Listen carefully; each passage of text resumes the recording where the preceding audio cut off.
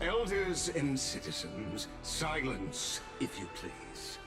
As the Theoros, I present to you Phainon of Ides Elysiae, virtuous citizen of Okhema, and the last speaker of the assembly.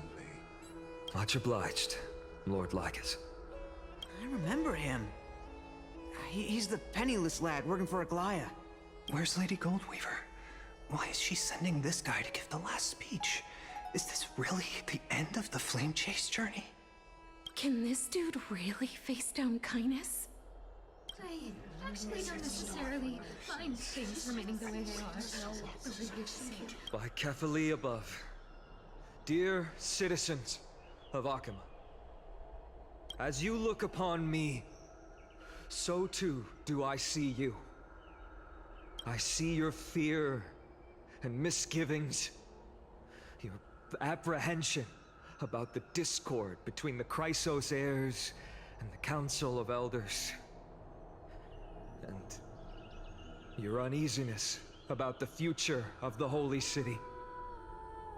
Yet, before you contemplate something as grand as the fate of the world, I ask that you look closer. Look beyond the horizon illuminated by Kefali, at the crisis threatening to overwhelm us. What? Ides Elysiae, my beloved hometown, is a village forgotten by time. It is a place with the most invigorating breeze and wheat fields that spread all the way to the sea. I once thought that there I would enjoy a lifetime of peace and quiet with my friends and family. How I wish I could invite all of you to that paradise, far from the noise and chatter of the world. Alas, I can't. Because she, and all that she nurtured, all that I loved, they have long been devoured by the black tide. My beloved home is no more.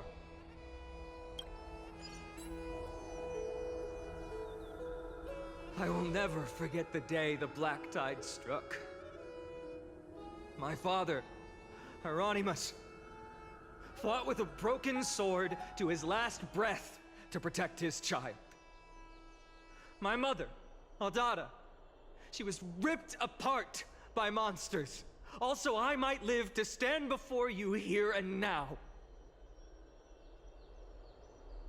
Galba, he was a hunter. But in the end, those arms that once drew a bow instead embraced Piso, his beloved son, as they both breathed their last. Pythias, the teacher, risked her life to save her students, but a burning beam fell on her, crushing her. And what of Livia, her daughter? Did she make it out alive? No, she didn't. Livia, Piso, and so many other children. My childhood friends. They were all swallowed by the black tide and turned into monsters. They kept saying the same thing over and over. Even up until the final moment, I finally steeled my heart and granted them eternal peace with my sword. Why, Phainon? Aren't we the best of friends?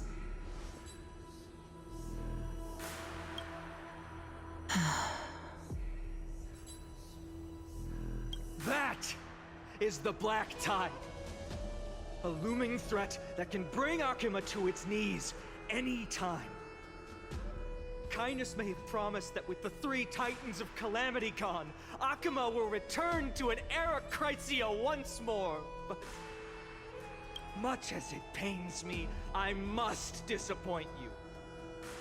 While the demigod of strife has done everything in his power to hold them back, they are still coming. By now, the name of that black-robed swordmaster, the Flame Reaper, has likely echoed throughout the city already. The roaring thunder is a message from the Strife demigod. The Flame Reaver has risen from death, and they hunger for the core flames of the gods.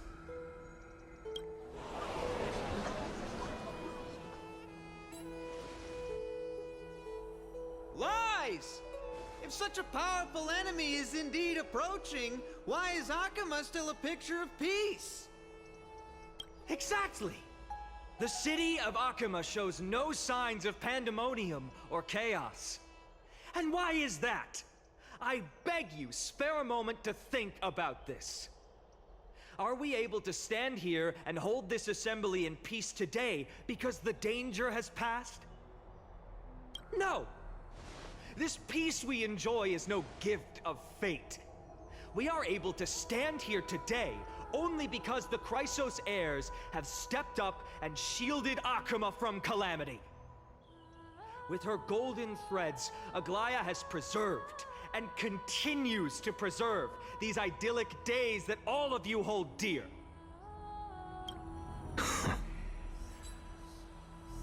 Council of Elders claims that Aglaya will one day forsake the people because her divinity is eroding her body and soul. But ask yourselves this. Rather than offering her aid and support, why do they choose to watch and push Okhema away from the Flame Chase journey? The answer that no one can bring themselves to speak of. A truth stained in blood and buried in greed, fear, and vanity.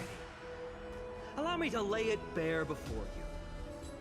It is because the Council of Elders, which bears Okhema's history and honor, along with this citizens' assembly we once took so much pride in, are now infested with vermin.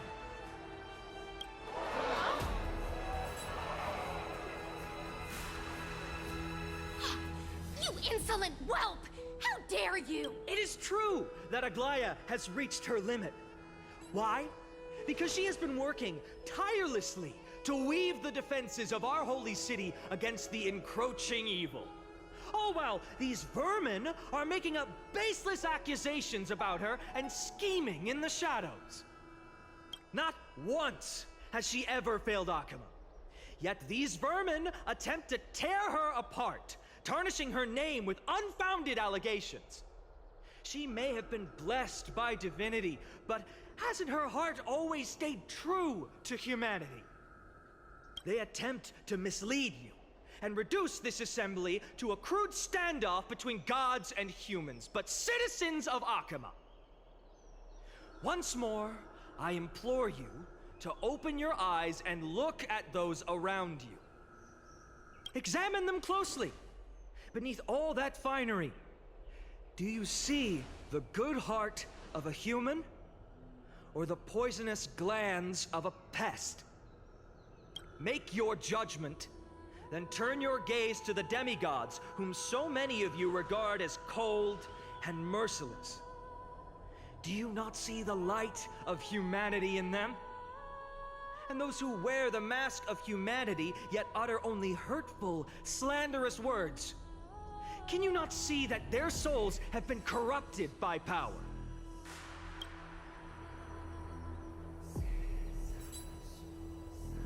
Yet, no matter what your answer is, and no matter who your vote goes to, rest assured that you have nothing to fear.